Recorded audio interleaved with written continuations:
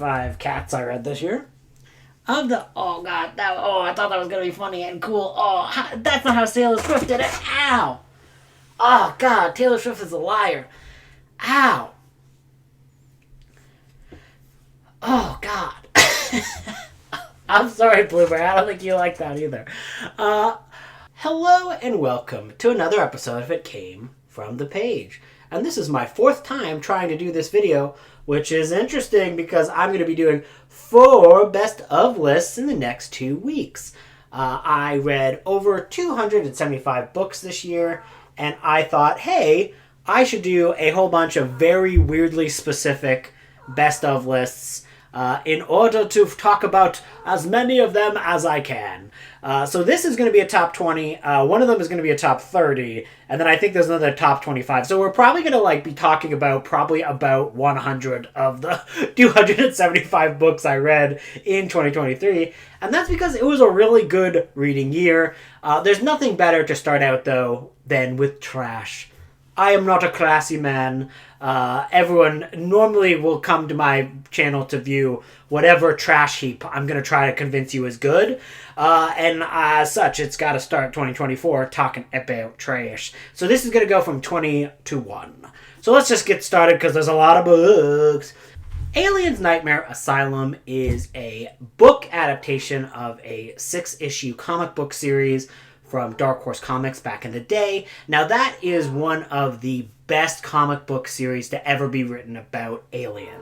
So it really captures some very unique angles to Alien because this is the comic book and the book take place after aliens have taken over Earth. The survivors are adrift in space and they eventually come across and land in a research military base ran by this crazy villain who thinks that he can train the aliens to work and help him retake Earth.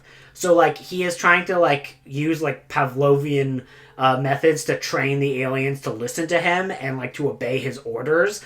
And he is anyone who questions him gets fed to the aliens. He has marked all of the aliens with insignias for to figure out where they are and to command them better and be you number 6 go here, and his alien squad, so he knows who to shoot and who to kill. And it's really interesting. Now I will say the comic book is a bit better than the novel, which normally I don't say, and it's only because the novel, which is by Steve Perry, and Steve Perry is a very good writer, he just puts in a few scenes that are just really random and don't make any they just take you out of the mood. There's a few scenes because mostly this is a pretty dark, serious book, even though that's kind of a goofy concept of I'm in charge of the aliens and we're gonna take back Earth. But it's implemented quite well. But there are just a few random weird scenes where you're this is incongruous and just completely takes me out of the story you're telling and is way too goofy, or something is out of there's a few moments that are kind of out of character, and there's not, but it's only a few moments, but those few moments just do kind of take it a step down from the comic book, but it's still a pretty great and entertaining novel, so I definitely would recommend it. Number 19 is Vespers by Jeff Rovin. Big old bats, and they're gonna take over New York. This is a really fun animal attack book with giant bats and normal bats, but the giant bats are commanding the other side's bats, and the bats are whoa! It's awesome! It's so cool! There's bats everywhere! There are bats in New York subways eating people. It's wild. There's some wild set pieces in this. There's some pretty great gory death scenes in this. The titular animal of the animal attack books being giant bats are very, very cool. And how the bats are taken out is very, very cool. And it's just a very fun book.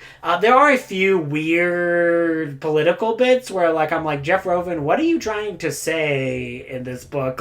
There's a few of those incongruous books moments, much like Nightmare Asylum, where there's 1 or 2 moments that get this book down a little bit because I'm just what exactly are you trying to say with a few lines? But it's only a few lines, but it does make it so that it's not going up on the higher part of this list. But the great parts are great, and them action scenes with giant bats. Very, very cool. Number 18, Love Laugh Lich. This is a monster romance, and oh my goodness, that Lich has many penises, and they all do different things. That's all you really need to know about this book. It's like an office romance comedy, but it's like every once in a while the office romance gets it on. And of course, like the head of the office is an undead lich, so not like a normal. Like the plot of this is one of the reasons why I do love this series, because there's like the Claws and Cubicles series, and it's very, very fun. I like all of them. Orc in the Office was another one that I read this year that I liked a lot, and it's just got really interesting characters and a really interesting world, because it's like set in like a modern day-esque world, but all of like the normal like evil creatures like orcs and goblins and gargoyles, who are all part of this like evil empire, like rose up and like took over Earth. But Earth didn't really change that much. You still have office jobs. You still have like all these like very boring run-of-the-mill things that you have to deal with. But hey, your boss is an orc, or the guy who works in IT. Yeah, that's a gargoyle. And like there's all kinds of like really fun little character and world building aspects that make this book like more fun than just being about like, damn, what's that third dick gonna do? What? Sorry. It's what the book is about. Number 17, Star Wars Galaxies, The Ruins of Dantooine by Hayden Blackman and Veronica Whitney Robinson. Now, everyone said that this was the worst Star Wars book of all time, and I read it because I thought it was going to be bad. Admittedly, I went to this book thinking it was going to be bad. I mean, look at the cover. The cover is not great on this book, and it's a tie-in to a multiplayer online video game that you can no longer legally play anymore. Like, again, there's a few websites that like keep the community and keep the servers running, but for the most part, it is a completely dead game. Like, it's not a game you can just pick up and play. So it's a tie-in, and it's like so out there in terms of like why anyone would ever pick this up. And I was doing a thing for Garbagus where I was reading a bunch of video game tie-ins, and I kept buying more. And then I got past Garbagus and I didn't like any of them, but I was having a sickness and I just kept buying more and more of them. So eventually I bought and picked up this one. And it was a really delightful story. It is all about these like biologists, which is like a very different angle from normal Star Wars, because it's all about like people who like understand that like you can't just go and like shoot this monster. It's part of an ecosystem, and it's like part of like looking at the worlds of Star Wars from like a different perspective. Like, it is still very much like it's set during the rebellion era of Star Wars, with the Empire and the Rebels and all that stuff. But the main characters are people who are like imperial biologists who got roped into all of this. Can I help you, Moose? Oh my god, Moose, what are you doing? She's right behind the camera. She's a sniffing the camera. Don't knock it over, girl. Don't knock it over. Don't do it. Don't do it. So you get all of the scenes where it's like what you would normally expect from a Star Wars book set during this era, where it's like a bunch of rebels like fighting against the Empire, and it's like an adventure story, but it's an adventure story told from a different perspective than you normally get. And I found the characters all like very, very likable and interesting, and there were some legitimately good lines when it was talking about like how the character decided to go up against the evil empire. And it's like, yeah, it had some great moments to it. It had a good heart to it. Certain characters from the movies do appear, but they appear in a way that seems kind of realistic to me, where it's just basically like, oh yeah, this is just a random dude. Who's this random dude? Oh, Han Solo? I don't know what the fuck that is. Okay, dude. Whatever. Like, it's just like a random, like, oh, hey, this is that person. And it's like how you would interact with a person in real life. Like, you would, because most of the times, especially in books like this, it's like, Oh my god, who is that falling from the sky? Whoa. The light shines down and it's like, oh my god, it's Princess Leia. Whoa. Where you're like, if you're like a normal person living in that universe, you just wouldn't be like, you'd be like, what is happening here? Like, why do I care? So, a different perspective, good characters, and I just thought it was a good book. Sue me. Next up is Predator Concrete Jungle by Nathan Archer. This is another one of those Dark Horse comic series that were adapted for the novel format, and this one is so much better as a novel than it is as a comic, because there is a lot of very fun scenes in this and perspectives you get in this. This is basically set after the first Predator movie, and you find out that Dutch Arnold from the movies, he has a brother named Mike Schaefer, who is like this New York City policeman, and the Predator shows up in New York and just starts effing people up.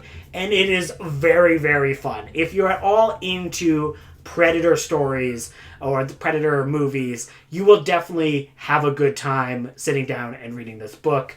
And it's one of those books that is easily available if you're ever interested to it. And I just thought it was an absolute delight and an absolute hoot. So great action, fun characters, and just an enjoyable sci-fi adventure. Next up is a cozy cat mystery in the entirely different genre. This is Nacho, Average Murder by Maddie Day. And this was just delightful. I had never read any cozy cat mysteries until this year, and I just had a really good time with them. Like, they're really interesting because there's like these books that are like, there's like a central mystery going on, but like unlike a thriller, it's like it's not the whole focus of the book, and it like slowly gets in the mystery instead of like, you know, a lot of times thriller it's like, whoa, what will the cop do next? Where like this book is just like, oh hey, this lady, she owns a coffee shop, and oh, someone got murdered, she's gonna do some investigation along the side, but she's also gonna meet up with her friends and have dinner, and here's all these cool drinks that she's gonna drink, and oh wow, what a cool location I'm in. And like, because like this one is like somebody returning to their home after leaving, so it's like they're going back to their childhood home, and like there was all these like great descriptions of the area that this was set in, a lot of cool interesting characters throughout, and it was just kind of like a relaxing, I mean somebody died, but like it was pretty relaxing and chill and entertaining, and it wasn't just entertaining, like, because I was kind of worried about cozy mysteries in that like that it wouldn't address some of the larger problems with the world and be just cozy, where this one was entertaining because, like, you know, they do come across people who like are in the unhoused community, and they can help them in the investigation, they can get them food, and like, you know, it goes into not just like an idealized world. It kind of felt like a slice of life, but encompassing all of life. And of course, there is a cute kitty named Purito, and I love that cat. Next up is Twilight by Stephanie Meyer. Twilight is great. I love Twilight. Everyone knows about Twilight, but rereading Twilight this year, I was like, I like Twilight. I reread this with as a buddy read with Kelsey from Slime and Slashers, and we both just had a great time. And we did a drunk commentary of the movie version for her Patreon, and that was an absolute delight. And that we've kind of started to reread and revisit all of these books. So I read this as a teenager, but it was so much fun going back and revisiting it as an adult, because yes, it is very over the top. It's very silly. There are a few parts where you're like, well, that doesn't age particularly well, but it's like a goofiness that is just very, very fun to incorporate into your life and just kind of enjoy going back to Forks and, you know, hanging out in the rain, remembering how angsty you were as a teenager, because, oh my goodness, this captures being a teenager very, very well. Okay, two cats are fighting. 1 second. Loomis. You okay? You okay, Loomis? You okay? Calm down. Blueberry was chasing Loomis, and then Loomis was just hissing in the background. Just relax. Lay down, Loomis. Chill. Speaking of chill, not really. This is Halo Contact Harvest, my number 13. I literally just finished this one a few days ago, so probably recency bias is a little bit of a thing. Halo is a video game series that I played a lot in my younger days, and I've been kind of, every once in a while, I try to sit back and try to explore and read one of the novels that are connected to the video games, and they are, more often than not, really good. Like, they're surprisingly good and have some really interesting storytelling within them, and there's a lot of really interesting writers that kind of like come in and do their own spin. This one is about the very first meeting between the humans and the alien species, the Covenant, and it has a lot of interesting perspectives and really kind of builds the world before the Halo games start, because like the Halo games are like, we're at a war with an evil, crazy alien race, and we must stop and fight because humanity is losing. How are we going to survive the alien invasion? And it's like a very much like of that, but this takes place just right before it, and you like find out like, oh, things were not good in this universe before the aliens showed up, and actually the aliens might have done more good for humanity as a species than had they not shown up. So it was really kind of interesting, and there's a lot of cool alien perspectives, and I am a sucker for aliens. Next up, number 12 is Mass Effect Retribution by Drew, last name. And I really enjoyed this one as well. This was part of a trilogy. Mass Effect is another video game series, and I love those video games. There's a lot of really cool like alien creatures. Again, I'm a sucker for aliens. As we will go through this list, you will find this out many, many times. But this one was just kind of like a culmination that led up to the third game in the series, and had a lot of really unique perspectives and some really cool storytelling techniques used. There was like a main character who was like slowly being taken over by like an AI, which is like really an interesting experience to like be in that character's head and like how they do things and how they solve certain problems. And yeah, like these Mass Effect books were just really, really good, and captured all the things I liked about the video game in a nice little novel package. So definitely recommend that if you enjoy that. Number 11, The Crystal Shard by R.A. Salvatore. This is the very first book in the Dries Duorden series, which there are like 30 of these books. And I bought these because they were on sale for Audible, and I found one in like a little free library, and I wanted to like go like, oh, I want to read these, so I guess I'll just buy this cheaper audio version and read it.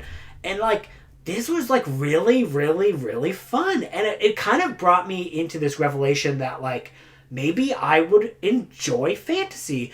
It's like, this is a fantasy novel set in D&D universe. I don't think you ever need to play D&D to get into this. Most of the creatures that you come across and like the species and everything like that, you would be familiar with just from living in the world that we do today, with all of the very pop culture references and touchstones for these specific creatures.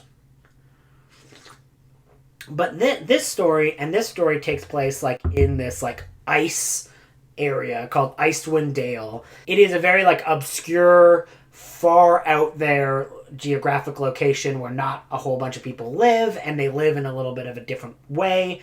And as such, like, there are a bunch of people who are either trying to escape problems from bigger cities and bigger areas, or people who are treated like outcasts who kind of like meet up and go to this far-flung area of the world that is a little bit more isolated, but you can meet other misfits and kind of like team up and do good and do exciting things. And I read the first trilogy this year, but I think Crystal Shard was my favorite because it really just introduces you to all of these very interesting characters, and it is just a lot of fun. Like, of course there's action and that stuff, but I think the heart of this book is really some really interesting characters and friendships. There's this guy named Brunner Battlehammer, and he's like this angry dwarf, and he slowly becomes friends with this dark elf, and it's very sweet. And their friendship felt like very true to life, and it's just like, oh, I love their friendship, and oh, I love when they're like fighting giants. That's cool. And yeah, it was a really, really good book, and I had a great time with it. And I will be reading more of these in the future.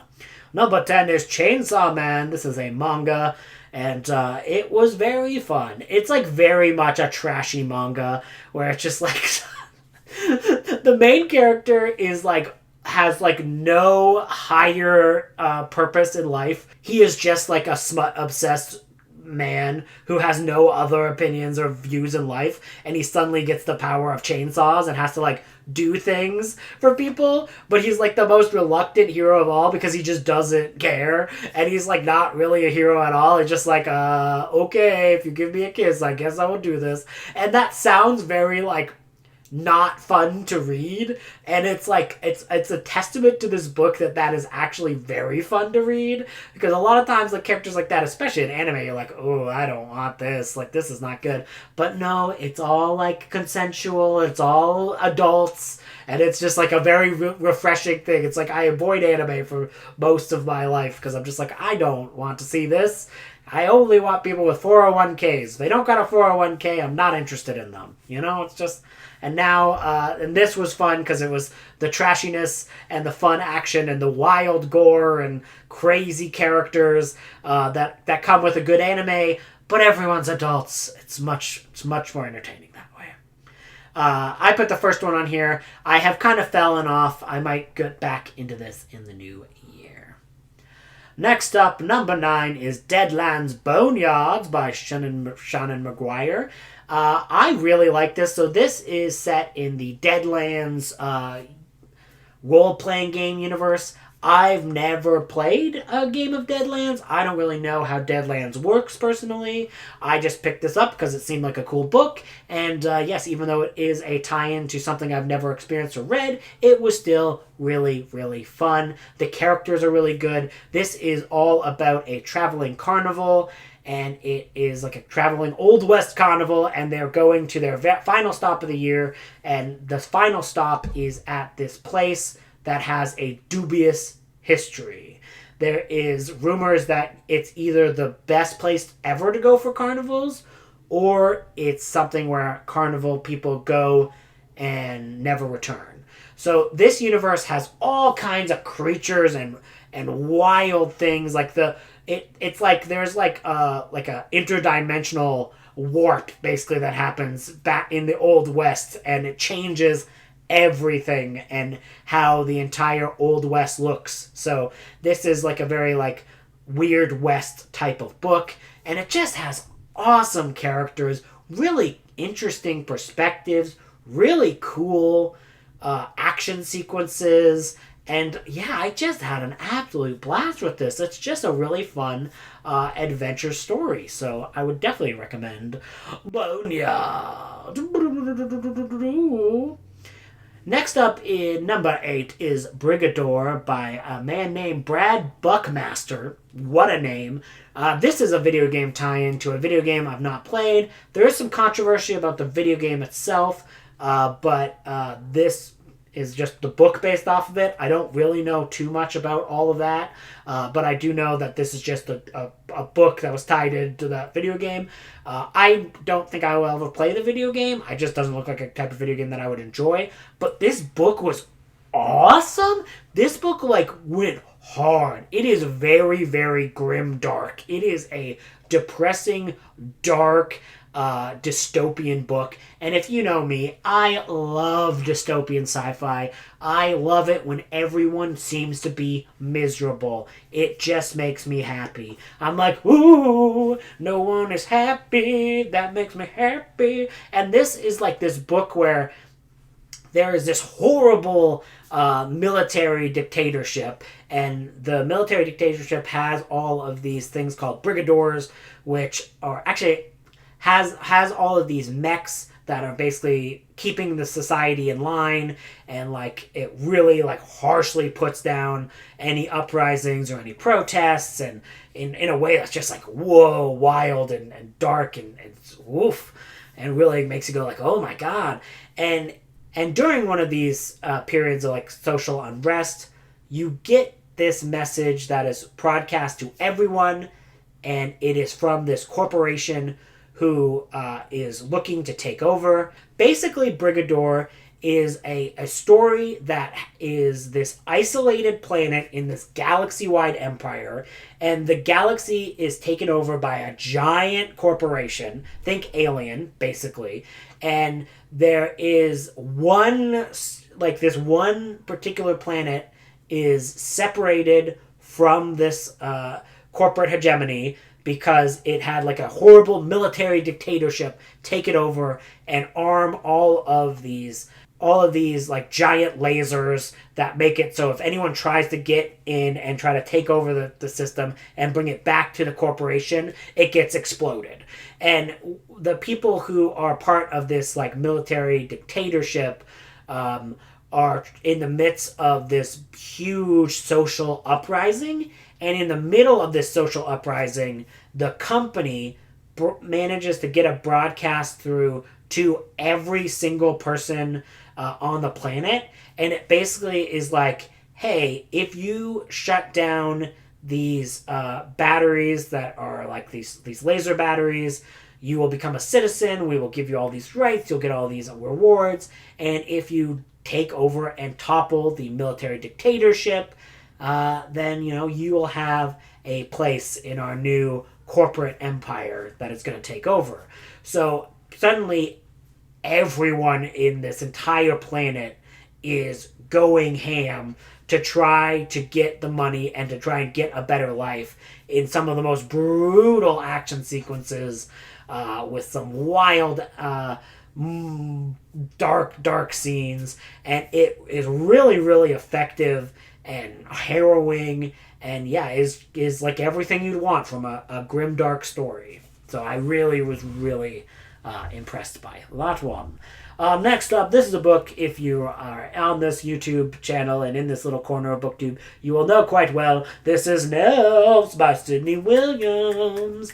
This is a paperback from hell about evil Smurfs, basically. It's way more complicated than that, but basically there is a Smurfs knockoff in this universe, and the Smurfs come alive and start to taunt a little girl and her mom, and things just get wild.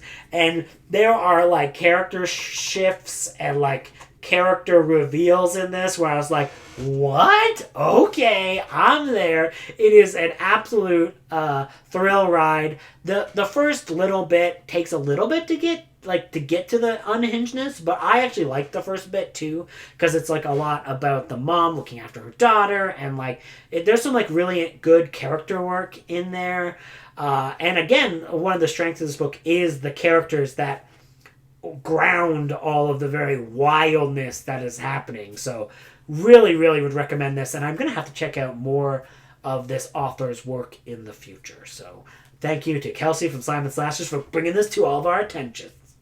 Number 6, 6 Feet Deep Dish by Mindy Quigley. This is another Cozy Cat Mysteries. I know. I'm into the coziness and I'm into the very darkness. I can be into all types of things.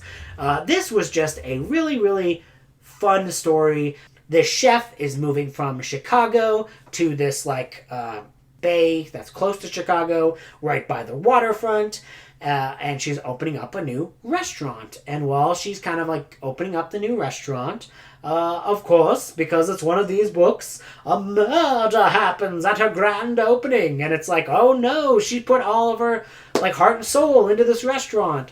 And like it starts out with like there's like all of this like character drama where she's like she's breaking up with her fiance.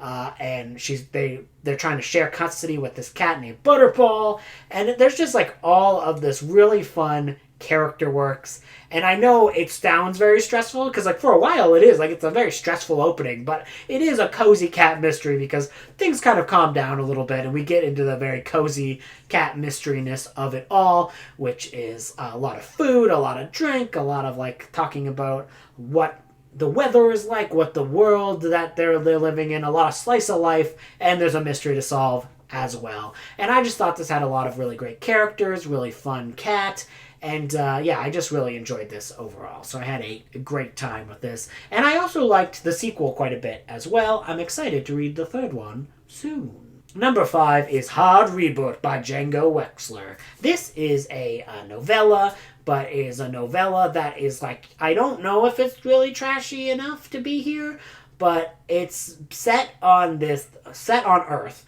And basically what happened is Earth had, like, everyone had to abandon Earth because basically spyware and spam destroyed all of human communication. So there was just mass ads and mass spam that, like, basically, like, I think there's like AI or something that like created this amazing spam bot. So now if you go on Earth, you cannot have anything that's like Wi-Fi or like connection to the outside world. It has to be very restrained and hardwire. And basically what happens is all these rich people, they come to Earth, and there are people who never got off of Earth and they're stuck on Earth. And what happens is the way that they survive is that they repair these old robots and have them duel. And the duels happen for the rich people's entertainment. And the main plot is basically there is a student who kind of finds herself intertwined and enrolled in the betting services for these robot battles that happen on Earth, and it is so fun, and there's such great characters to this, and some really fun robot duels, and it's just a blast from start to finish. There is a great romance at the center of this, but like for the most part, it's robot battling, and yeah, it's nothing more that I could ask for from a book. I definitely want to read more, but it seems like Django Wexler mostly writes fantasy. So I don't know if I'm ready to dive into his fantasy, but I love his sci-fi, so if he's has any more sci-fi, I'm there. Next up, another one that is famous this corner of YouTube. This is Clowns vs. Spiders by Jeff Strand. This is just a delight. It is very hard for a book to be genuinely funny, and this book succeeds. And this book really succeeds at it. This is basically a whole bunch of normal circus clowns who aren't scary. They lose their job and they have to work at a haunted house, and all of a sudden the haunted house is interrupted by a bunch of giant spiders. So it's basically like it feels like it's like a 50s B movie with like some cray gore and just a really entertaining cast at its center. It is very fun. It's very funny. It can be kind of depressing. Like, there's some scenes where you're like, oh, that person didn't make out well. And it always kind of keeps you on its toes. It's really, really paced well, which is very hard for a book of this nature to do, where it manages to be funny and nails the pacing and ends with this crazy action sequence that I just loved. And yeah, you just have a great time with this book from start to finish. And the characters are so funny, and I absolutely loved it. Number 3, one that's not really funny and probably not really trash. This is Hellhound by Ken Greenhall, and it's just mostly about a mean dog who's like, yo, I'm a mean dog and I'm gonna do mean things. And it's just some evil dog murdering people until he gets adopted by an evil family. And so it's evil kid and evil dog teaming up to do evil things. And you're like, oh my goodness, this is a bleak book. This book is bleak. You're just like sitting there being like, oh my god, this is bleak. I need a drink. Oh my lord. This is depressing. It's a depressing book. Very dark and very good, but very dark. Very dark. Number 2, Warcraft, Lord of the Clans by Christy Golden. I had no idea that I would love this book this much. This is a book that was basically novelizing a video game that got canceled right before it was published. So there is a video game that's supposed to be like a adventure game written by Christy Golden, and they canceled the game right before they released it, but they said, hey, turn it into a novel in a few weeks, and we'll let you release it that way. So she did. And this is a book that is taking place after a human-orc conflict. The humans have won, but after the humans won, they put all the orcs into these like internment camps that are awful, and there is one orc that is kind of rescued by this horrible human who's like in charge of all of these camps and supposed to be raised as a human. He is supposed to be like, I'm going to raise this orc to be a human. And it is really heartbreaking and heart-wrenching and fascinating, because eventually the orc kind of escapes his horrible upbringing, because the man who has adopted him is like this horrible alcoholic who like abuses him, treats him terribly, and just abuses the crap out of him. And it's this orc trying to go back and find his people to try to rescue and try to set up a rescue from these internment camps, to try and like find a home for his people where they're not like persecuted, and him having to deal with trying to relate to these orcs who grew up without any of these human influences that he's had throughout his life.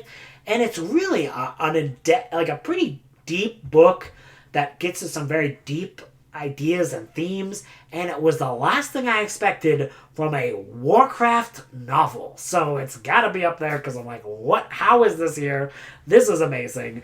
I loved it. And my number one, the trashy book I loved the most this year, is Notes from Small Planet, Your Pocket Travel Guide to the Worlds of Science Fiction and Fantasy by Nate Crowley. Nate Crowley is an author I first experienced this year from his Warhammer work, and I loved it so much I wanted to find everything else that he wrote and try to like dive in and read it. So this book sounds like, and when I bought it, this is what I thought it was. I thought it was going to be Nate Crowley going through and talking about his perspectives of various fictional universes in a non-fiction perspective. I thought that this was going to be a non-fiction book about him writing about fandom and various science fiction and fantasy universes that like had an impact on his writing style and stuff like that. That's not what this book is at all. It is actually a book that does those things, but does it in a much more clever way than just being a non-fiction book. It is a travel guide written by this hoi polloi British man who is going to all of these different fantasy universes. Basically, the plot is like there's like I think it's like a portal that opens, and for a brief time, there's all these other universes and worlds that humanity can briefly kind of go and explore and determine whether or not people want to like vacation there or whatever. So the British guy, he like goes through all these portals and ends up on all these different planets that are very much reminiscent and focused on fantasy and science fiction type environments that we know, but with some twists in them, and the way that the twists are presented are really clever and entertaining, and the book has a lot of heart to it, and it's really, really, really funny, some of his perspectives. Like, there is this fantasy universe that he goes to, and it's very, very clear that the humans in this are the bad guys and are doing terrible things to all the other fantasy creatures. But the British man...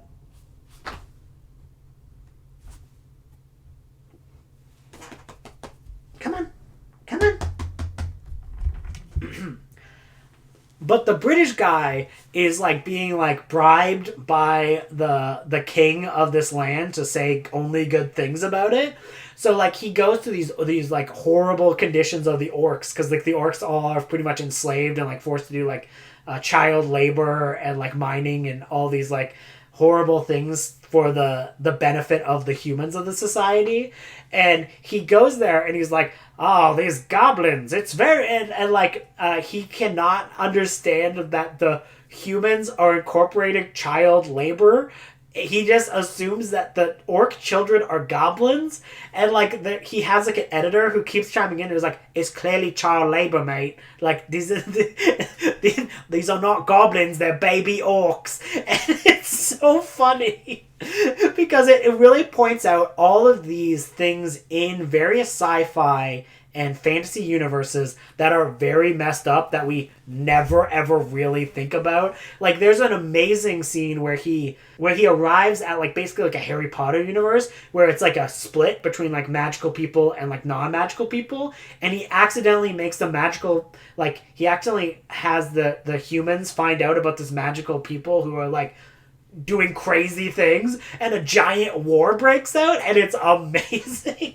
And it's amazing because it's all like this like accidental thing where you accidentally intertwine these two like separate parts of the universe, and then they just go for like a giant war. So Hogwarts is getting like nuked. It's amazing. It's so funny. And has like a great sense of humor to it and a great tone, and it has a great heart to it because it's very much coming from a progressive person looking at things that we have like had in our society that we never question, like storytelling tropes and like ways that fictional universes that are very, very popular work that we just don't question things in them, where like if you actually like take a lens and kind of look at them, you're like, oh, that's messed up. We probably shouldn't just be like okay with this. Like, you know, it's like in Star Wars where like the robots are basically slaves, you know what I mean? Like it's like there's all these like little things that are pointed out through this book in a very humorous way, but it's done with such like an intelligent criticism of the universes at the same time, and it just really is quite an amazing feat to have in just this little book that's supposed to be like a comedic travelogue. And yeah, it was just outstanding. So I absolutely loved it. What have you read this year? I would love to know. What was the trashiest thing that you experienced? Thank you and goodbye. Toodaloo.